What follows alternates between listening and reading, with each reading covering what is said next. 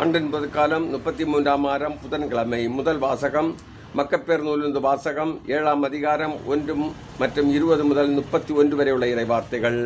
அந்நாட்களில் சகோதரர்கள் 7 அவருடைய தாயும் கைது செய்யப்பட்டார்கள். சாட்டைகளாலும் பார்களாலும் அடிக்கப்பட்டு சட்டத்துக்கு முரணாக பன்றி இறைச்சியை உண்ணும்படி மன்னனால் கட்டாயப்படுத்தப்பட்டார்கள்.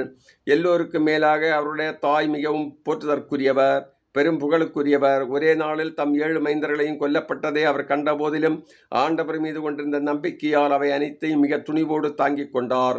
அவர்கள் ஒவ்வொருவருக்கும் தாய்மொழியில் அறிவுரை கூறினார்.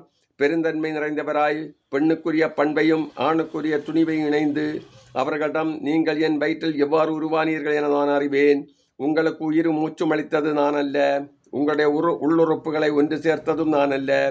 உலகை படைத்தவரே, மனித இனத்தை உருவாக்கியவர், எல்லா பொருட்களையும் உண்டாக்கியவர். அவரே தம் இரக்கத்தினால் உங்களுக்கு உயிரையும் மூச்சையும் மீண்டும் கொடுப்பார். ஏனெனில் அவருடைய சட்டங்களை முன்னிட்டு நீங்கள் இப்போது உங்களையே பொருட்படுத்தவில்லை என்றார்.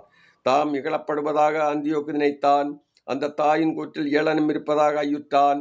எல்லோரும் இளைய சகோதரர் இன்னும் உயிரோடு இருக்க கண்டு, உன் மூதாதையின் பழக்க வழக்கங்களை நீ கைவிட்டால் உன்னை செல்வனாக பிறர் அழுக்காறு கொள்ளும் வகையில் உயர்ந்தவனாக ஆக்குவதோடு என் நண்பனாகவும் ஏற்றுக்கொண்டு உனக்கு உயர் பதவி வழங்குவேன் என்று சொன்னது மட்டுமின்றி உறுதியும் கூறி ஆணையிட்டான்.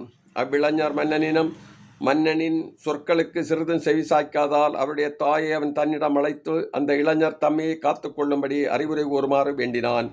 மன்னன் அவரை மிகவும் வேண்டிக் கொண்டதால் அந்த தாய் தம் மகனை இணங்க வைக்க இசைந்தார். ஆனால் அந்த கொடுங்கோலனை ஏளனம் செய்தவராய் அவர் தம் மகன் பக்கம் குனிந்தவாறு தம் தாய்மொழியில், மகனே, என் மீது இரக்கங்கொள். 9 மாதம் உன்னை என் வயிற்றில் சுமந்தேன். 3 ஆண்டு உனக்கு பால் ஊட்டி வளர்த்தேன்.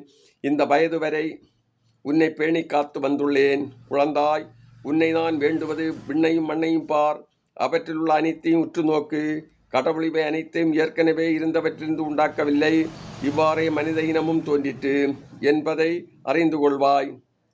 இக்கொலைஞனுக்கு அஞ்சாதே, ஆனால் நீ உன் சகோதரர்களுக்கு ஏற்றவன் என மெய்ப்பித்து காட்டு. இறைவனின் இரக்கத்தால் உன் சகோதரர்களோடு உன்னையும் நான் திரும்ப பெற்றுக்கொள்ளும்படி இப்போது சாவை ஏற்றுக்கொள் என்று சொல்லி ஊக்கமுட்டினார். தாய் பேசி முடிப்பதற்குள் அந்த இளைஞன் பின்வருமாறு கூறினான். எதற்காக நீங்கள் காத்து கொண்டிருக்கிறீர்கள்? மன்னனின் கட்டளைக்கு நான் கீழ்ப்படிய மாட்டேன்.